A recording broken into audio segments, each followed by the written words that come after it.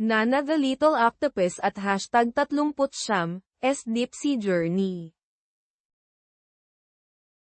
Si Nana ay isang maliit na octopus malapit sa maliwanag na mga coral reef. Gustong-gusto niya ang banayad na alon at ang kanyang mga tumatawa na mga kapitbahay na isda. Ngunit ang malalim na tubig ay natakot sa kanya, malamig, anino, at hindi kilala. Ang maitim na kanal ay parang walang katapusang, nakabukang mga bibig sa ilalim niya. Umalingaw-ngaw ang mga kakaibang kalabog na parang tambol sa loob ng malalayong kuweba. Ang mga agos ay bumulong ng mga alingaw-ngaw tungkol sa malaking trench. Nais niyang lumiit ang kanyang takot, maliit na parang bula. Isang umaga, ang tubig ng bahura ay naging maulap at umasim. Ang mga coral polyp ay umubo ng makapal na abuhing alikabok, tulad ng abo. Nagtago ang mga isda sa loob ng mga butas, na tinatakpan ng mga palikpik ang masakit na hasang. Kumurap ang pagong na si Miri, nanunuot ang mga mata dahil sa maasim na tubig. Si Finn ang butterfly fish ay humihinga ng mahina, nag-aalala at nanghihina. At ko, kailangan natin ng malinis na tubig, at ko, bulong ni Nana, mabilis ang tibok ng puso. Ang mga kulay ng bahura ay kumupas, tulad ng takip silim na bumabagsak ng maaga. Sinabi ng coral elder sa isang luma, kumikinang na alamat ng dagat. Sa kailaliman ng isang trench nakatira ang light starfish. Ito ay kumikinang ng napakaliwanag at ganap na nililinis ang mga lason na dagat. Ngunit ang daan ay madilim, malamig, at mapanganib. Tanging ang tunay na katapangan lamang ang makakagabay sa maliliit na puso na ligtas na makauwi. Nakinig ng mabuti si Nana, naghahalo ang takot at pag-asa sa loob. Tumingin siya sa kanyang mga kaibigan, at nagpa siya ng isang matapang na bagay. At ko, pupunta ako, at ko, sabi ni Nana, nanginginig ang boses ngunit matatag. Nag-impake siya ng kelp rope, isang shell map, at mga merienda. Nagdala si Finn ng maliliit na salaming decolor at isang makinis na maswerteng pebble. Nagdala si Miri ng mga nakapapawing pagod na halamang gamot para sa mga kagat at kalmo. Nagsanay silang huminga ng dahan-dahan, nagbibilang ng 5 kalmadong bula. Oren ang lanternfish narinig, at lumangoy palapit, kumikinang na malumanay. At ko, maaari kitang gabayan sa madilim na mga anino, at ko, alok ni Oren. Nakarating sila sa isang makitid na canyon, parang mga ngipin ng bato. Itinulak ng tubig ang napakalakas, umiikot na buhangin sa makamulto na mga kurtina. Nakaramdam ng panik si Nana, parang mabilis na pag-akyat ng tubig. At ko, magbilang ka sa akin, at ko, sabi ni Miri. At ko, 5 mabagal na paghinga, at ko. Sabay silang huminga, pinatatag ang mga puso, katawan, at nagsasagwan ng mga bisig. Itinali sila ni Nana ng lubid ng kelp, na maingat na buhol. Mabagal silang lumangoy pasulong, nanlalaki ang mga mata ngunit matapang. Isang malakas na agos ng bagyo ang umuungal, na pinipilipit ang mga ito na parang mga laso. Umikot si Finn patungo sa matutulis na bato, ang mga palikpik ay nanginginig sa takot. Hinawakan ni Nana ang lubid, mabilis na hinayla pabalik si Finn. Sinangga sila ni Miri, nakaharap sa rumaragasang daloy. Lumiwanag si Oren, nag-iilaw ng mga nakatagong eddies at ligtas na bulsa. Nakatago sila sa likod ng mga malalaking bato, ang mga pusong tumitibok na parang mabibigat na tambol. Lumipas ang agos, nag-iiwan ng mga bula tulad ng maliwanag na lumulutang na kwintas. Sa kabila ng canyon, nakarinig sila ng munting tapang sound. Isang ermitanyong alimango, Koa, ang naipit ng basura. Pinisil ng masikip na singsing na plastik ang kanyang kabibi at binti. Maingat itong pinutol ni Nana gamit ang matulis na correlay, napakaamo. Huminga ng malalim si Koa, kumikinang ang mga mata sa pasasalamat. At Ko, lalong lumalago ang tapang kapag pinagsaluhan, at Ko, sabi ni Koa, na mahinang ngumiti. Sumama siya sa kanila, bitbit ang mga gamit sa kanyang matibay na shell.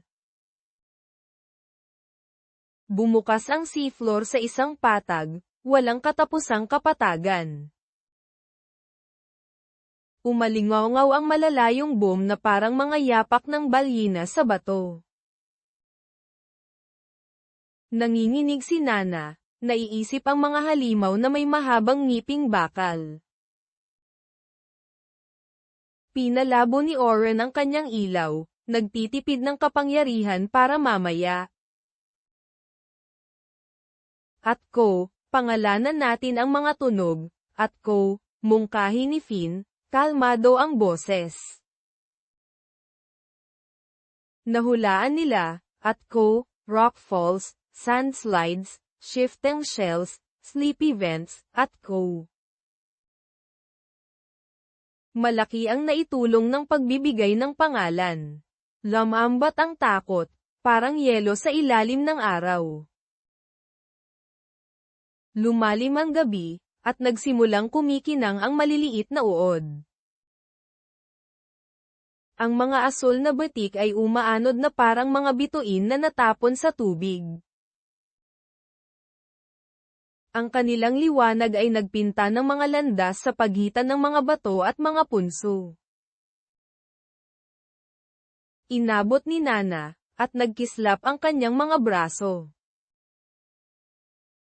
Tumawa siya, nagulat sa bagong saya sa loob ng dilim. At Ko, siguro ang dilim ay nagtatago ng mga kababalaghan, at Ko, bulong niya, mahinang ngumiti. Ang bunganga ng trench ay lumitaw, na napuno ng maputlang halos. Mahigpit na nakapulupot ang mga shadow eels sa gate, nakatingin ang mga mata. Sumirit sila ng mga babala tungkol sa mga lumabag, sinungaling, at magnanakaw. Napayuko si Koa, nag-aalok ng mga merienda ng kelp at magiliw na mga salita. Magiliw silang pinasalamatan ni Miri sa pagbabantay sa marupok na kanal. Ang mga maingat na eel ay nakaka-relax, mausisa tungkol sa mga palakaibigang estranghero. Ibinahagi ni Oren ang kanyang ilaw ng malumanay, hindi direktang nagniningning. Mabagal silang dumaan, iginagalang ang tahimik na tahanan ng mga igat. Isang inukit na mukha ng bato ang tumaas malapit sa daanan ng trench. Bamuka ang bibig nito, nagpakawala ng isang huni na bagtong. Atko, ano ang mas kumikinang kapag ibinabahagi mo ito ng malaya, Atko? Tahimik silang nag-isip, nakikinig sa kanilang sariling mga puso. Atko, lakas ng loob, Atko, sabi ni Nana. Atko, at pag-asa at kabaitan din, Atko. Ngumiti ang kulay abong bato, at ang sahig ay marahan na kuminang. Isang ligtas na daanan ang bumukas, malapad na parang ilog. Isang malagatas na nakakalason na ulap ang umiikot, mapait na may mabibigat na metal. Nasunog ng tubig alat ang kanilang mga ilong at dila. Atko, kailangan natin ng ligtas na daan papunta dito, Atko, sabi ni Finn. Naglabas si Nana ng isang manipis, pagsubok na laso ng tinta. Ang maliwanag na laso ay naanod, pagkatapos ay nabaluktot sa malinaw na ligtas na mga eddies. Mabagal silang sumunod, nanatili sa loob ng banayad na agos. Ang ulap ay humina sa unahan, na nagsiwalat ng isang tahimik at magiliw na kuweba. Sa kuweba, isang isdang bituin ang nakahiga na halos hindi kumikinang mag-isa. Mapatla ang kanyang mga braso, at mahinang kumikislap ang kanyang liwanag. Atko, ako si Lumi, Atko, bulong niya, pagod at nanghihina. Atko, ang kasakiman at takot ang nagpadilim sa akin. Ang dagat ay nagdurusa, Atko. Marahang lumapit si Nana, nag-aalok ng kaganhawahan at init ng dagat. Atko, kami ay dumating na may lakas ng loob, kahit na kami ay natatakot, Atko. Bahagyang lumiwanag si Lumi, na parang nakarinig ng matapang na musika sa loob. Atko, kailangan ng liwanag ng katotohanan, Atko, sabi ni Lumi, medyo lumakas ang boses. Atko, sabihin mo sa akin ang iyong pinakamalalim na takot ngayon, nang walang itinatago kahit ano, Atko. Napalunok si Nana, nanginginig ang mga braso na parang manipis na tambo. Atko, natatakot akong mabaygo ang aking mga kaibigan sa madilim na lugar, Atko. Atko, natatakot ako na ako ay maliit, at hindi sapat, Atko. Unti-unting tumulo ang mga luha na parang mga perlas sa tahimik na tubig. Nag-init ang liwanag ni Lumi, steady na parang malakas na apoy ng parola. Atko, salamat sa katapatan, Atko, sabi ni Lumi, na mas nagniningning. Atko, ang katapangan ay paglalakad ng katotohanan, kahit na nanginginig ang mga braso, Atko. Marahan niyang hinawakan si Nana gamit ang isang mainit na sinag. Ang lakas ay umagos tulad ng pagsikat ng araw sa malawak na malamig na tubig. Nanaig ang pakiramdam ni Nana, parang bato sa ilalim ng banayad na hindi nagbabagong alon. Nakangiti sina Finn at Miri, ang kanilang mga puso ay umaangat sa pag-asa. Atko, pagalingin natin ang ating bahura, Atko, sabi ni Lumi, lumaki ang liwanag. Umalis sila sa kuweba, dala ang malambot na kumikinang na pagpapagaling ni Lumi. Bumalik ang nakakalason na ulap, ngunit ito ay bumuo ng banayad na mga puwang. Maingat na sinubak muli ni Nana ang mga agos gamit ang manipis na tinta. Ligtas silang dumaan, nagbibilang ng mga hininga tulad ng mga kampana ng pasyente ngayon. Ang agos ng bagyo ay tumaas, ngunit ang malalakas na malalaking bato ay sumilong sa kanila. Nagpasalamat sila sa mga igat, nag-iwan ng meryenda at mga pangako. Ang lakas ng loob ay parang pagtutulungan ng magkakasama, steady, shared, at warm. Sa bahura, ibinuka ni Lumi ang kanyang malawak na nagniningning na mga braso. Mabagal siyang umikot, nagpapadala ng liwanag sa madilim na tubig.